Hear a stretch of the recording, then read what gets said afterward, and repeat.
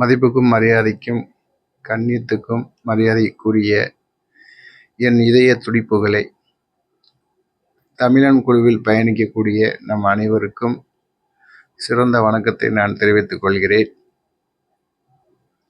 இந்த தமிழன் குழுவினுடைய நோக்கம் அனைவருடைய ஒற்றுமையை நாம் நாட வேண்டும். நாம் பிறப்பால் பல மதங்களில் பிறக்கப்பட்டிருக்கலாம். நம்ம பிறக்கும் பொழுது என்ன மதம் என்று நம் பிறக்கும் இடத்தில்தான் நமக்கு குலகோத்திரங்களை சொல்லிக் கொடுக்கப்படுகிறது. அது இரண்டாவது விஷயமாக இருக்க வேண்டும். முதலில் நம் கடைபிடிக்க வேண்டிய விஷயம் என்னன்னா, தன்மானத்தோட ஒரு மனிதன் வாழ்வு, நிம்மதியோட வாழ்வு இருக்கணும். ஏன்னா நம்மளுடைய பிறப்பு ஒரு முறை, வாழ்க்கை ஒரு முறை, இறப்பு ஒரு முறை. இந்த மூணு சேர்ந்தது தான் நம்ம வாழ்க்கையுடைய அம்சம். இந்த வாழ்க்கையுடைய அம்சத்துல இந்த வாழ்வு அப்படிங்கிறது எல்லா மனிதனுக்கும் இருக்கு. எந்த ஜாதியா இருந்தாலும் சரி, என்ன நிறமா இருந்தாலும் சரி, என்ன வயதா இருந்தாலும் சரி, ஒவ்வொரு மனிதனுக்கும் தன்மானங்கிறது இருக்கு. அந்த தன்மானத்தோட சிறப்போட வாழ்றது தான் வாழ்க்கைக்கு சிறப்பு அம்சம். அதனால நம்ம வாழ்றதுக்காக பிறருக்கு எடுக்கக்கூடாது. பிறர் வாழ்க்கைக்காக நம்மளும் கெட்டு போகக்கூடாது. அந்த அடிப்படையில் நம்மளுடைய தகுதி சூழ்நிலையை ஏற்பட்டு நம்மளுடைய திறமை சூழ்நிலைக்கு ஏற்று நம்ம வாழ்க்கையை ₹1 இருந்தாலும் சரி, ₹100 இருந்தாலும் சரி, ₹1000 இருந்தாலும் சரி, எவ்வளோ இருந்தாலும் சரி, நம்மளோட உழைப்புக்கு ஏற்றவாறு குடும்பத்தை நம்மளும் ஒரு சிறப்போட தன்மானத்தோட நம்ம வாழ கற்றுக்கிறணும். இந்த தமிழ் அப்படிங்கிற ஒற்றுமையோடு இருக்கக்கூடிய இந்த குழுவினுடைய நோக்கம், ஒரு தமிழன் ஒற்றுமைக்காக நம் ஊரிலிருந்து நம்ம வந்து ரொம்ப தொலைவில் வந்து ஒரு இடத்துல வந்து நம்ம வாழ்ந்துக்கிட்டு இருக்கோம், வேறு மாநிலத்தில் அப்படிங்கிற அடிப்படையில்.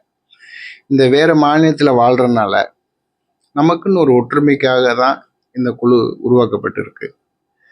மற்றபடி யாருக்கும் ஒரு எதிரான ஒரு குழு கிடையாது. இப்போ மதுரையை எடுத்துக்கோங்க.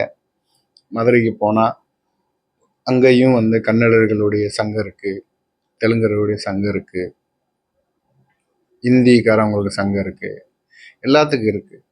அந்த சங்கம்லாம் எதுக்கு ஏற்படுத்துகிறோம்னா, அவங்கவுங்களுடைய ஒற்றுமையோட செயல்படுறதுக்கு, அவங்கவுங்கள பாதுகாத்துக்கிறதுக்கான ஒரு சிறப்பு அம்சம் தான் அது. மற்றபடி இதில் வந்து ஒன்றும் கிடையாது. அதாவது இந்தியன்கிற போது நம்ம எல்லாரும் வந்து இந்தியனுங்கிற அடிப்படையில் ஒற்றுமையாகணும். திராவிடன் சொல்லும்போது திராவிடங்கிற அடிப்படையில் நம்ம ஒற்றுமையாக வேண்டும். தமிழன்கிற அடிப்படை வரும்போது தமிழங்கிற அடிப்படைக்கு ஒற்றுமையாக வேண்டும்.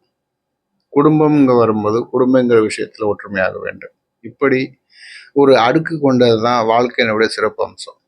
அந்த அடிப்படையில் இந்த தமிழன் குழு மூலியமாக நம்ம போடக்கூடிய ஒவ்வொரு பதிவுகளுமே வந்து இந்த குழுவில் பயணிக்கக்கூடியவர்கள், நம்மளை சார்ந்த தமிழர்கள், அவர்கள்லாம் நல்ல வளர்ச்சிக்கு வர வேண்டும், சிறப்பாக வாழ வேண்டும், தன்மானத்தோடு வாழ வேண்டும் அப்படிங்கிற எண்ணம் கொண்டு நம்ம அனைவரும் ஒற்றுமையோட செயல்படணும். ஒவ்வொருத்தரும் ஒரு தனி மனிதனோட வாழ்க்கையாக இருக்கட்டும், பொதுப்படியான நம்ம வாழ்க்கையாக இருக்கட்டும், எல்லாரும் நம்ம ஒற்றுமையாக வாழணுங்கிற நோக்கம் கொண்டு தான் இந்த தமிழன் குழுங்கிறத நம்ம ஆரம்பிச்சிருக்கிறோம். அதனால் எல்லாரும் நம்ம ஒற்றுமையோடு இருந்து பிறப்பு ஒரு முறை, வாழ்வு ஒரு முறை, இறப்பு ஒரு முறைங்கிற அடிப்படையினால அந்த வாழ்க்கைங்கிற விஷயத்த மதங்களை பேசியோ மற்ற தேவையில்லாமல் பேசியோ நம்ம வாழ்க்கையில் சாதிக்க போகிறதில்ல. எல்லாரும் நல்லா வாழணும், தன்மானத்தோடு வாழணும். அப்படிங்கும்போது அதுக்கான என்ன நிலையில் நம்ம உருவாக்கி வாழணும், நம்ம ஒரு குடும்பமாக ஒற்றுமையாக இருந்து எல்லாரும் ஒற்றுமையாக வாழ்வோம். வாழ்க வாழ்க தமிழ் வளர்க, தமிழ் வாழ்க.